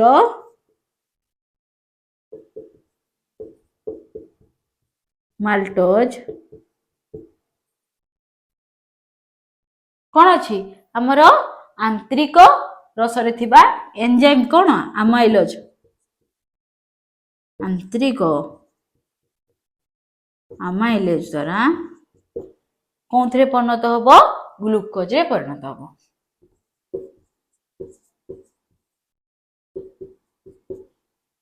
हला सेकंड कौन ना हमर तने कौन गला अवशिष्ट माल्टोज गला तापर आसीबो कौन ना हमर अवशिष्ट प्रोटीओजेस पेप्टन्स प्राय तो कोंडी हजम हेइतिला ग्रहणी ठारे हजम हेइतिला जदि किछि रहि जाइतिबो अवशिष्ट प्रोटीएज पेप्टन कौन हबो ना अग्नाशय रस रे जो कौन थिबो ना हमर प्रोटीएज थिबो ता द्वारा हजम हबो लिखि दियो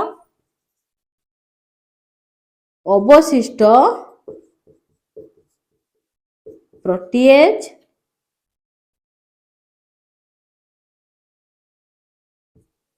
एवं कौन पेप्टन प्रोटीओजेस एवं पेप्टन कौन थे परिणत हबो ना हमर एमिनो अम्ल रे परिणत हबो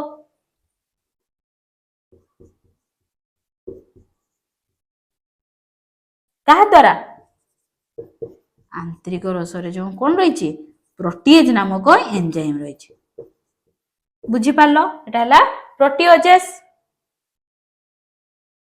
हला प्रोटीओजेस पेप्टन्स आउ कौन आउ रहिला कि ना उपद्रवीकृत स्नेह सार ताने हमर अवशिष्ट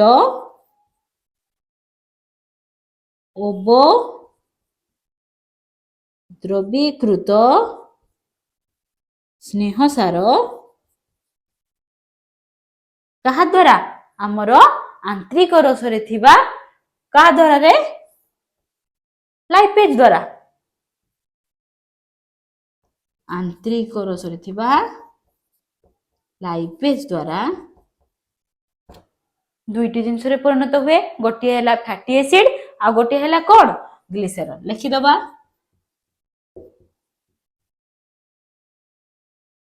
फैटी एसिड प्लस ग्लिसरॉल ले परिणत हुए हैला तेबे जे हमर जेजुनम इलियम रे कोन हैला खाद्य प्रक्रिया संपूर्ण हैला आंतरिक रस रे थिबा एंजाइम अवशिष्ट खाद्य को कोन करथाय हजम कराई थाय किपरि हजम कराई थाय ना अवशिष्ट माल्टोज आंतरिक अमाइलेज द्वारा ग्लूकोज रे परिणत हैला आउ कोन अवशिष्ट प्रोटीओजेस पेप्टन्स आंतरिक प्रोटीएज द्वारा एमिनो अम्ल रे परिणत हैला एवं अवशिष्ट अवद्रवीकृत स्नेहसार आमर आंतरिक लाइपेज द्वारा फैटी एसिड एवं ग्लिसरॉल रे परिणत हैला जहा द्वारा हजम प्रक्रिया कोन हेला संपूर्ण हेगला कोठारे जेजुनम आउ इलियम ठारे तेणु बृहतंत्र ठारे कोनोसी विशेष प्रकार हजम कोनोसी प्रकार हजम होई न थाय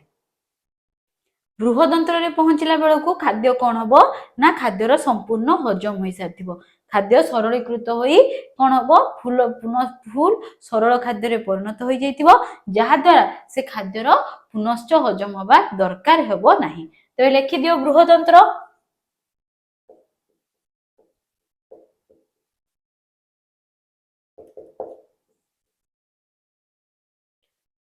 खाद्य बृहदंत्र रे पहुंचला बेलको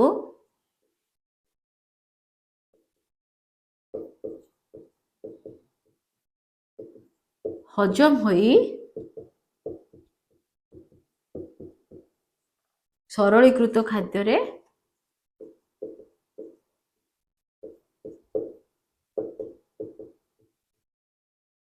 परिणत होई सारी थाए परिणत होई थाए लिखि दियो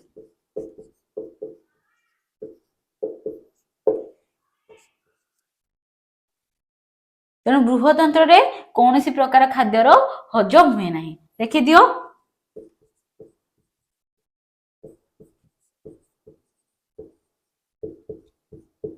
खाद्यर हजम हुए नहीं हैला। तेणु आमे कौन पढ़िले खाद्य ग्रहण पढ़िले जहाँकि पाटी द्वारा खाद्य ग्रहण कले। तापर आमे पाकक्रिया पढ़िले कोठी पढ़िले ना प्रथमे आमे मुख गह्वर भितर पढ़िले तापर पाटी खाद्य ग्रहण कले मुख गह्वर रे किपरि खाद्य हजम होचु तापर खाद्य गलेट द्वारा ग्रासनली भितर को आसिला ग्रासनली देई तापर कोठी पहुंचला ग्रासनली रे कोनोसी प्रकार हजम हैला नहीं। यह केवल पुरसरण द्वारा अर्थात ग्रासनली रो मूवमेंट जेटा कि हमें कौन कहे पेरिस्टालसिस बा पुरसरण कहे ता द्वारा खाद्य आसी कोठी पहुंचला पाकस्थली आसी पहुंचला। पाकस्थली रे हमर कोन हैला ना पाकस्थली रे थिबा पाचक रस रे लवण आम्ल थिला जे कि खाद्यर अम्लत्व बढ़ाइथिला एवं सेथिरे थिबा पेप्सिन आउ कोन लाइपेज हमर पुष्टिसार जातीय खाद्य एवं स्नेहसार जातीय खाद्यर हजम करैथिले। तापर खाद्य आसी हमर कोठी पहुंचला ग्रहणी ठारे पहुंचला ग्रहणी ठारे हमर यकृत रु आसुवा पित्तरस अग्नाशय रु आसुवा अग्नाशय रस सहित मिसी खाद्यटी हजम हैला सब प्रकार खाद्यर हजम हैला श्वेतसार स्नेहसार पुष्टिसार हजम हैला। तापर खाद्य कोठी आसी पहुंचला हमर जेजुनम एवं इलियम रे आसी पहुंचला सेठारे खाद्यर हजम प्रक्रिया प्रायतः संपूर्ण हो गला जा कोनोसी अवशिष्ट खाद्य माल्टोज हो बा प्रोटीओजस पेप्टन्स हो बा हमर कोन रही थाउ अवद्रवीकृत स्नेहसार रही थाउ से गुडी को खाद्यर हजम हो गला। परिशेष रे आसी कोठी पहुंचला हमर बृहदंत्र पाखले आसी पहुंचला जो थारे कोन हैला ना खाद्य संपूर्ण कोन हेइथिला सरलीकृत हो जाइथिला। ए सरलीकृत खाद्य कोन हैला ना हमर आसी बृहदंत्र रे पहुंचला एवं सेठारे कोनोसी प्रकार खाद्यर हजम हेबा आवश्यक हैला नै जेहेतु खाद्य संपूर्ण हजम हो जाइछि। वर्तमान हम नेक्स्ट स्टेप कोन ना हमर खाद्य ग्रहण पाकक्रिया परे खाद्यर अवशोषण। तेबे अवशोषण कोन ना हमर खाद्य हजम हो गला खाद्य हजम हो सारा परे सेथिरे जो सरलीकृत खाद्य हमर विटामिन धातव लवण जल से गुडी को कोन हबो ना हमर आहार नळीर कांथ बाटे जीवो अर्थात हमें खाद्य पाटी ग्रहण करछे एउठो कोन होचु मुख गहर भितरु हमर कोन स्टार्ट होचु हमर पाक नळी बा हमर कोन स्टार्ट होचु आहार नळी स्टार्ट होचु ता भितरे कोन हबो ना हमें खाद्य ग्रहण करि सारला परे सेही कांथ देकी कोन हबो ना खाद्य हजम हो खाद्य अवशोषण हबो अर्थात कांथ देकी खाद्य कोन जीवो धर हमर जल हो जल हैला कोन हबो कांथ देकी शरीर भितर को हमर रक्त भितर को जीवो तेणु सेटा को कोन कहा जाय हमर अवशोषण कहा जाय अर्थात ए सरलीकृत खाद्य रे थिबा कोन जल धातव लवण विटामिन श्वेतसार स्नेहसार से गुडी को कोन हुए ना हमर आहार नळीर कांथ देई कोन होई थाय ना अवशोषण होई थाय कांथ देके रक्त भितर को प्रवेश करे ताको कोन कहा जाय अवशोषण कहा जाय हैला। तबे लिखि दबा कोन अवशोषण का को कहा जाय समस्त सरलीकृत खाद्य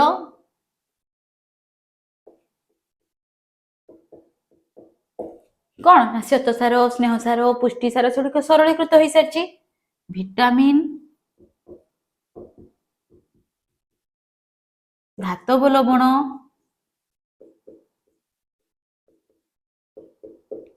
जल कौन हबो ना आहार नळीर कांथ मध्य दे कोठी के प्रवेश करिवो रक्त मध्य को प्रवेश करिवो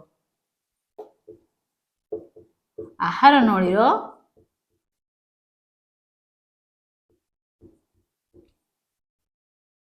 कांथ दे रक्त मध्य को प्रवेश करिबा प्रक्रिया को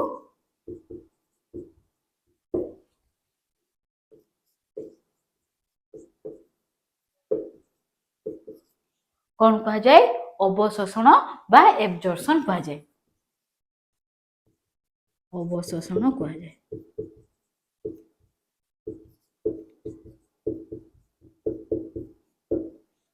हैला ए अवशोषण केते प्रकार होई परिबो ना दुई प्रकार होई परिबो गोटे है कौन ना गोटे है निष्क्रिय अवशोषण आ गोटे है सक्रिय अवशोषण कहूँ मु कौन अवशोषण कौन है निष्क्रिय अवशोषण कौन है सक्रिय अवशोषण लिखि दियो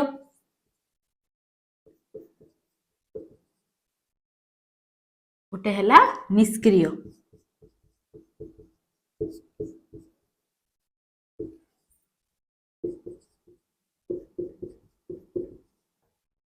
आ गोटे कौन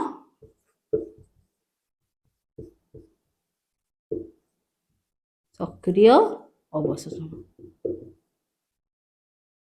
निष्क्रिय अवशोषण कौन ना जो प्रकार अवशोषण हवा लगी रक्त भीतर को खाद्य प्रवेश करिया लगी आमर कौन दरकार हबनी कौन शक्तिर आवश्यकता हबनी अर्थात एटीपी आवश्यक हबनी ताको कौन कह निष्क्रिय अवशोषण कह निष्क्रिय अवशोषण को आउ कौन कह जाए आमर पैसिव ट्रांसपोर्ट कह जाए पैसिव एब्जॉर्प्शन कह जाए एटा पैसिव एब्जॉर्प्शन हम आमे जेतले तुम आमे क्लास पढिबा तृतीय विषय पढिबा हमर परिवहन एका पढिबा सेते बेले आमे देखिबा एक्टिव ट्रांसपोर्ट अछि पैसिव ट्रांसपोर्ट अछि एठी कोन ना ई निष्क्रिय अवशोषण को कोन कह जिवो पैसिव एब्जॉर्प्शन कह जिवो पैसिव अर्थात एई प्रकार अवशोषण हबा लागि हमर कोनोसी प्रकार एनर्जी बा शक्तिर आवश्यकता हुए नै तेणु ताको कोन कह जाय निष्क्रिय अवशोषण सक्रिय अवशोषण कौन ना जो अवशोषण हवा लगी हमर कौन आवश्यक ना शक्ति आवश्यक किछि एटीपी खर्च कले ही हमें ताको कौन करि परिबा एब्जॉर्ब करि परिबा अवशोषण करि परिबा ताको ही हमें कौन कहि परिबा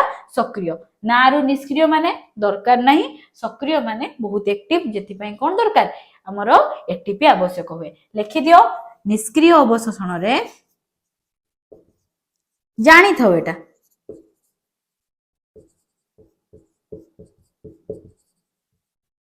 एटीपी रो आवश्यकता हुए ना बा शक्तिर आवश्यक हुए ना रो आवश्यक कौन हुए ना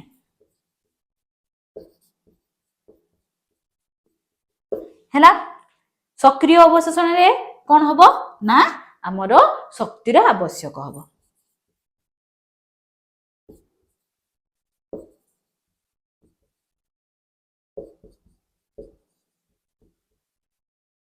शक्ति बा कौन एटीपी रो आवश्यक हुए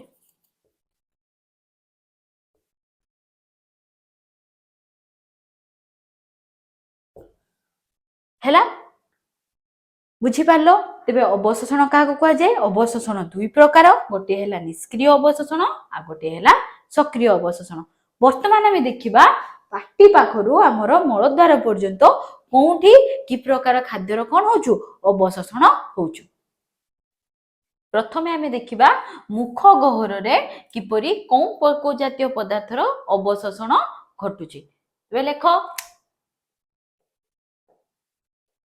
मुख गहर तेबे आमे खाद्य कहा बाटे ग्रहण कले पाटी द्वारा ग्रहण कले पाटी द्वारा ग्रहण कर सारा परे खाद्य आमर कोठी पहुंची मुख गहर रे पहुंची मुख गहर रे आमर कोनोसी खाद्य पदार्थर अवशोषण हुए नाही केवल कौन अवशोषण हुए ना केतेक औषधर अवशोषण घटी थाए खाद्य पदार्थर कोनोसी प्रकार अवशोषण हुए नाही लेख सेटा मुख गहर रे कौनसी खाद्यर अवशोषण हुए नहीं केतेक औषधर अवशोषण होई थाए केतेक औषधर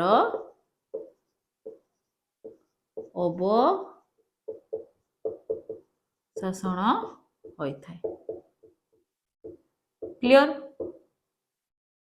तापरे खाद्य कोठी गला ग्रासनली भीतर को गला ग्रासनली रे कोनोसी प्रकार खाद्यर अवशोषण हैला नाही तापरे खाद्य आसी कोठी पहुंचला हमर पाकस्थली रे पहुंचला पाकस्थली रे भी कोन हुए ना कोनोसी सरलीकृत खाद्यर अवशोषण हुए नाही सेठारे केवल कोन हुए ना हमर अल्कोहल अर्थात आम सुरासार सेगुड़ी कौन हुए अवशोषण हुए। आउ कौन अवशोषण हुए ना आस्पिरिन भली केतेक औषधर कौन होता है अवशोषण होता है कौठारे ना आमर पाकस्थली रे लिखिदबा।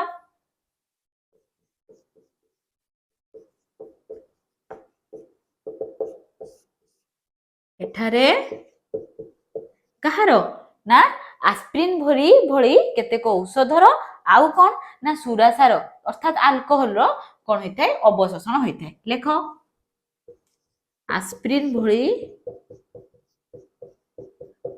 परी औषध एवं कहार सुरासार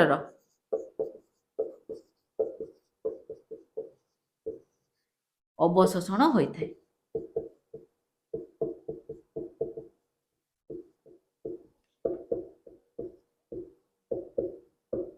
हैला तेबे खाद्य आमर पाकस्थल कोठी गला क्षुद्रांत भीतर को गला। क्षुद्रांत रे कौन हुए ना आम शरीर पई आवश्यक होउतबा समस्त प्रकार सरलीकृत खाद्यर अवशोषण ए क्षुद्रांत रे ही होइथाय।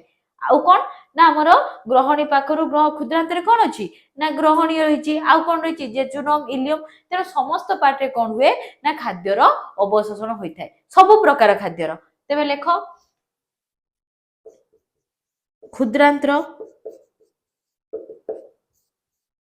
एठारे शरीर पई आवश्यक हेउथिबा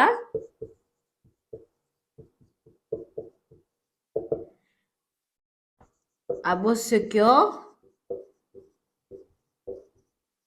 समस्त सरलीकृत खाद्यर अवशोषण होता है। श्वेतसार स्नेहसार पुष्टिसार समस्त प्रकार खाद्यर समस्त सरलीकृत खाद्यर कौन हुए अवशोषण होता है।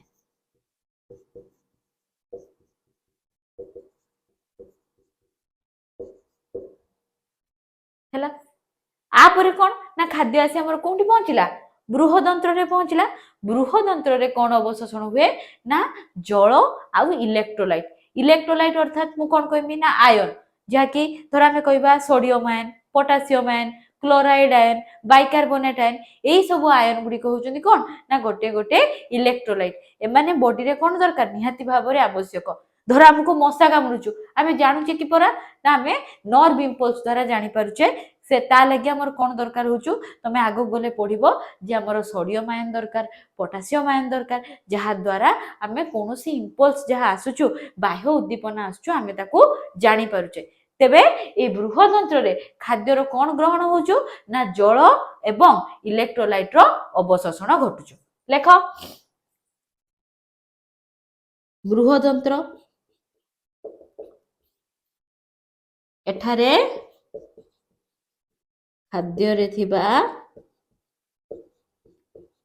कौन जल एवं इलेक्ट्रोलाइट रो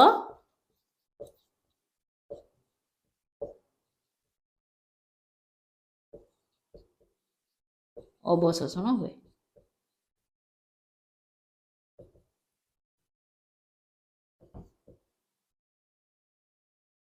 तेणु आमर मुख गहर रे कौनसी खाद्यर अवशोषण हुए नहीं केवल केतेक औषधर अवशोषण हुए।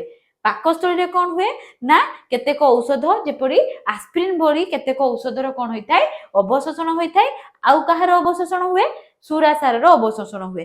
क्षुद्रांत आम शरीर पर जेतेकी सरलीकृत खाद्यर आवश्यकता अच्छी प्रायतः समस्ते कौन होती अवशोषण होती। आम आगुरी पढ़ीचे कौन ना आमर पाक क्रिया कौटी प्रायतः सरी जाए आमर क्षुद्रांत सरी जाए। क्षुद्रांत कौन प्रकार कौन खाद्यर अवशिष्टांश रुहेनी हजम हवा लगे आउ जो बृहदंत्र कौन प्रकार हजम हुए ना से आमर अवशोषण क्षुद्रांत प्रायतः सब अवशोषण हो जाए। बृहदंत्र बेलू केवल जल एवं इलेक्ट्रोलाइट रो अवशोषण हुए। आपर आम कौन पढ़ा ना आत्मीकरण विषय पढ़ा। आत्मीकरण रे कौन हम ना आमर खाद्यटी कौटी पहुंची सरलीकृत खाद्य जाई रक्त रे पहुंच जाइए से रक्तर खाद्य कौन हम ना प्रत्येक शरीर प्रत्येक कोष निकट रे पहुंचबो। ଏବଂ କୋଷ ନିକଟରେ ପହଞ୍ଚି ସେ ଶକ୍ତି ମୋଚନ କରିବା ସହିତ କଣ କରିବ ନା ବିଭିନ୍ନ କାର୍ଯ୍ୟରେ ଲଗାଇବ। ତେବେ ଆତ୍ମୀକରଣରେ ଖାଦ୍ୟ ରକ୍ତ ଦ୍ୱାରା ବାହିତ ହୋଇ କିଏ ବହନ କରିବ? ରକ୍ତ ବହନ କରିବ।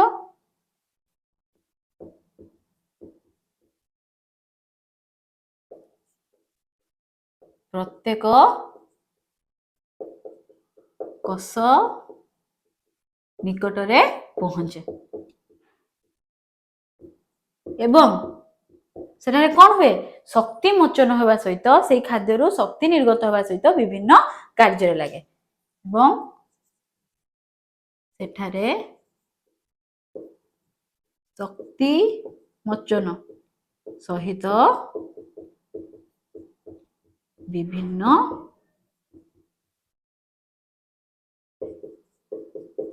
କାର୍ଯ୍ୟରେ ବିନିଯୋଗ ହୁଏ।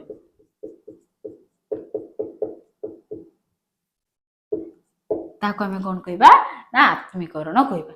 ଯେ ଖାଦ୍ୟ ରକ୍ତ ଦ୍ୱାରା ବାହିତ ହେଲା, ବାହିତ ହୋଇ ପ୍ରତ୍ୟେକ କୋଷ ପାଖରେ ପହଞ୍ଚିଲା। ତେବେ ଆମେ ଖାଦ୍ୟ ଗ୍ରହଣ କଲେ, ଖାଦ୍ୟ ଗ୍ରହଣ ପରେ କଣ କଲେ? ଖାଦ୍ୟକୁ ହଜମ ପ୍ରକ୍ରିୟା କଲେ। ଖାଦ୍ୟ ହଜମ ହୋଇ ସାରିଲା ପରେ ସେ କଣ ହେଲା? ଶରୀରର ରକ୍ତ ମଧ୍ୟକୁ ଅବଶୋଷଣ ହେଲା। ଅବଶୋଷଣ ହେଇସାରିଲା ପରେ ଶରୀର ରକ୍ତ ମଧ୍ୟ ରକ୍ତ ଦ୍ୱାରା କଣ ହେଲା? ପ୍ରତ୍ୟେକ କୋଷ ପାଖରେ ପହଞ୍ଚିଲା। ଆମର ମେନ୍ ଇଣ୍ଟେନସନ କଣ ଥିଲା? ଯେ ଖାଦ୍ୟ ଯାଇକି ପ୍ରତ୍ୟେକ କୋଷ ପାଖରେ ପହଞ୍ଚୁ, ଯାହା ଦ୍ୱାରା ଆମେ ସେଠାରୁ କଣ କରିପାରିବା ନା ଶକ୍ତି ନିର୍ଗତ କରିପାରିବା ଏବଂ ବିଭିନ୍ନ କାର୍ଯ୍ୟରେ ଲଗାଇ ପାରିବା। ତେଣୁ ଆତ୍ମୀକରଣରେ ଏହି ପ୍ରକ୍ରିୟାଟା ସମ୍ପୂର୍ଣ୍ଣ ହେଲା। ଏଇ ଯେ ସବୁ ପ୍ରକ୍ରିୟା ହେଲା ଖାଦ୍ୟ ଗ୍ରହଣ ପାଖରୁ ଆତ୍ମୀକରଣ, ଏତେ ପ୍ରକ୍ରିୟା ପରେ କିଛି ନା କିଛି ବର୍ଜ୍ୟବସ୍ତୁ ବାହାରିଥିବ ଯୋଉଟା କି ଆମ ଶରୀର ପାଇଁ ଅଦରକାରୀ ହୋଇଥିବ। ତେଣୁ ତାହା ଆମର କେଉଁ ଷ୍ଟେପରେ ଯିବ ନା ଆମର ପଞ୍ଚମ ଷ୍ଟେପ ଯେ ମଳତ୍ୟାଗରେ ନିର୍ଗତ ହୋଇଥାଏ। ତେଣୁ ଆମେ ଦେଖିବା ଫିଫ୍ଥ ଷ୍ଟେପ କଣ? ଯେ ମଳତ୍ୟାଗ ବା ତାକୁ କଣ କୁହାଯାଏ? ଏଜେସନ ବୋଲି କୁହାଯାଏ। ସମସ୍ତ ପ୍ରକ୍ରିୟା ଶେଷ ହେଲା ପରେ କଣ ହବ ନା ଆମର ଅଦରକାରୀ ପଦାର୍ଥ ଆସି କୋଉଠି ଜମି ରହିବ ରେ? ଆମର ମଳାଶୟ ପାଖରେ ଜମି ରହିବ। ତେଣୁ ଏଇଟା କଣ କୁହାଯାଏ? ମଳାଶୟ କୁହାଯାଏ। ଏବଂ ଯେଉଁ ସ୍ଥାନ ଦେଇ ଆମର କଣ ହୁଏ ନା ଶରୀରର ଅଦରକାରୀ ପଦାର୍ଥ ବା ବର୍ଜ୍ୟବସ୍ତୁ କଣ ହେଇଥାଏ? ନିର୍ଗତ ହୋଇଥାଏ। ତାକୁ ଆମେ କଣ କହୁ? ମଳ ଦ୍ୱାର କହୁ। ହେଲା। ତେଣୁ এই ମଳତ୍ୟାଗ ହେବା ପାଇଁ ଆମର କେତୋଟି ଷ୍ଟେପ ରହିଥାଏ ନା ତିନୋଟି ପ୍ରକ୍ରିୟା ଦ୍ୱାରା এই ମଳତ୍ୟାଗ ଷ୍ଟେପଟି କମ୍ପ୍ଲିଟ ହେଇଥାଏ। ପ୍ରଥମେ କଣ ନା ଆମର এই ମଳତ୍ୟାଗର এই যে ଆମେ ଦେଖୁଛେ এই যে ଓପନିଂଟା ଦେଖୁଛେ, ଧର ଏଇଟା ହେଲା ଆମର କଣ? ମଳଦ୍ୱାର ହେଲା। ଏଇଟା କଣ ଅଛି ନା ମଳାଶୟ। ତେଣୁ ବର୍ଜ୍ୟବସ୍ତୁ ଆସି କୋଉଠି ରହିଛି? ଆମର ମଳାଶୟ ପାଖରେ ରହିଛି। ତେବେ এই ମଳଦ୍ୱାରରେ ଥିବା କଣ ହେଇଥାଏ ନା ମଳଦ୍ୱାର ଚାରିପାଖରେ ଥିବା ପେଶୀର କଣ ହବା ଦରକାର? ଶିଥିଳନ ଦ୍ୱାରା ସେମାନେ ମଳଦ୍ୱାର ଚାରିପଟେ ଯେଉଁ ପେଶୀ ରହିଥାଏ ସେ ନର୍ମାଲି କଣ ରହିଥାଏ ନା ଆମର ସଂકોଚିତ ଅବସ୍ଥାରେ ରହିଥାଏ। ଅର୍ଥାତ୍ ହେଲା ଇଏ ସବୁବେଳେ ସଂକୋଚନ ମାନେ ସବୁବେଳେ ବନ୍ଦ ହେଇ ରହିଥାଏ। କିନ୍ତୁ ଯେତେବେଳେ ମଳତ୍ୟାଗ ସମୟରେ କଣ ହୁଏ ନା ମଳଦ୍ୱାରରେ ଥିବା ସଂକୋଚନ ପେଶୀର କଣ ହୋଇଥାଏ? ଶିଥିଳନ ହୋଇଥାଏ। ଯାହା ଦ୍ୱାରା ସେ ରିଲାକ୍ସ ହେବା ଦ୍ୱାରା କଣ ହବ ନା ଆମର ମଳତ୍ୟାଗ ହୋଇପାରିବ। ମଳାଶୟରେ ଯେଉଁ ବର୍ଜ୍ୟବସ୍ତୁ ଥିବ ସେ ବାହାରକୁ ଆସିପାରିବ। ତେଣୁ ଦେଖ କଣ ନା ମଳଦ୍ୱାର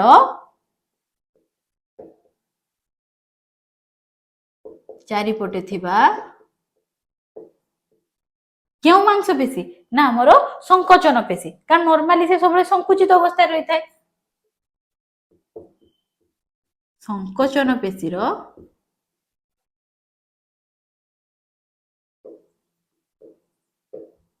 ଶିଥିଳନ ଦ୍ୱାରା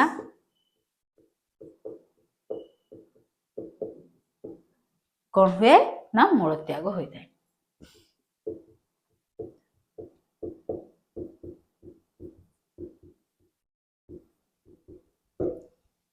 ହେଲା। ସେକେଣ୍ଡ କଣ ହୁଏ ନା ଆମେ ଦେଖିଲେ ମଳଦ୍ୱାର ଚାରିପଟେ ଥିବା ପେଶୀର ଆମର ସଂକୋଚିତ ପେଶୀର କଣ ହବ? ଶିଥିଳନ ହବ। ମଳାଶୟରେ କଣ ହବ ନା ମଳାଶୟ ଚାରିପଟେ ବି କଣ ଅଛି? ଆମର ପେଶୀ ଅଛି। ମଳାଶୟର ପେଶୀର କଣ ହବ? ସଂକୋଚନ ହବ। ଅର୍ଥାତ୍ ସେ କଣ ହବ ନା ସଂକୋଚିତ ହବ। ଯାହା ଦ୍ୱାରା ସେଥିରେ ଥିବା ବର୍ଜ୍ୟବସ୍ତୁ ଗୁଡ଼ିକ କଣ ହେଇପାରିବେ ନା ମଳଦ୍ୱାର ଦେଇ ବାହାରକୁ ଆସିପାରିବେ। तेणु लेख सेकेंड स्टेप कौन ना आमर मलाशयर पेशीर कौन हम ना संकोचन द्वारा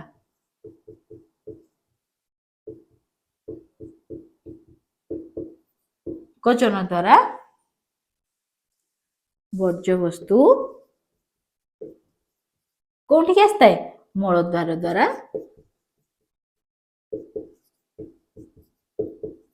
द्वारा निर्गत होता है।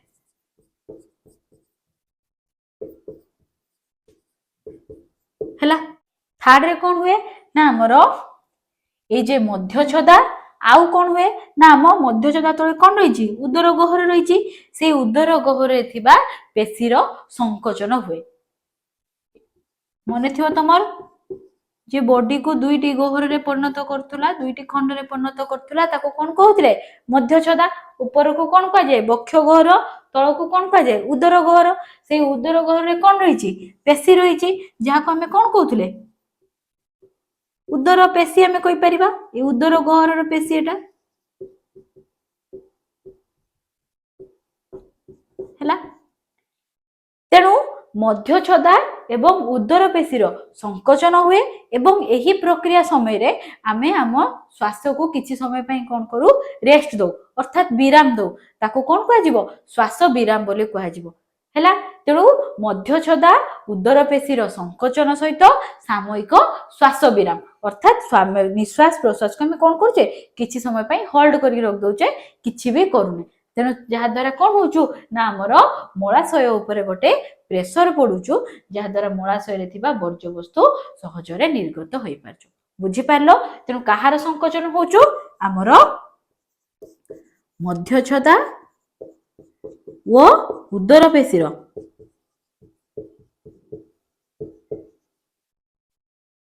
संकोचन सहित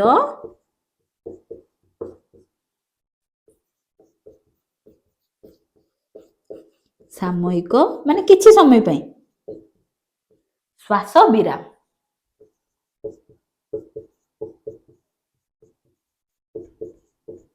किछि समय पई श्वास को हमें कोन करछे रेस्ट करछे होल्ड करके रखुछे जहाँ द्वारा कौन होचु प्रेशर डेवलप होचु कहा उपरे हमर मलाशय उपरे गोटे प्रेशर पडुचु जे सेथे थिया वर्ज्य वस्तु मलद्वार दे सहजरे निर्गत होई परछु तेणु मलत्याग समय आमर तीनोटी प्रक्रिया होता है गोटे है कौन ना मलद्वार चारिपटे थिबा मसल आमर पेशीर शिथिलन आउ कौन ना आमर मलाशय रे थिबा पेशीर संकोचन हबो आउ कौन हुए ना आमर मध्य छदा उदर पेशीर संकोचन हुए जहाँ द्वारा है सहित सामयिक श्वास विराम होता है जेतेबेले मध्य छदा उदर पेशीर संकोचन होता है बुझी पारलो तेबे मलत्यागर प्रक्रिया शेष हैला ते पोषण विषय आमर कौन है कंप्लीट हो गला ए तीन पॉइंट तुम्हें लिखि दियो।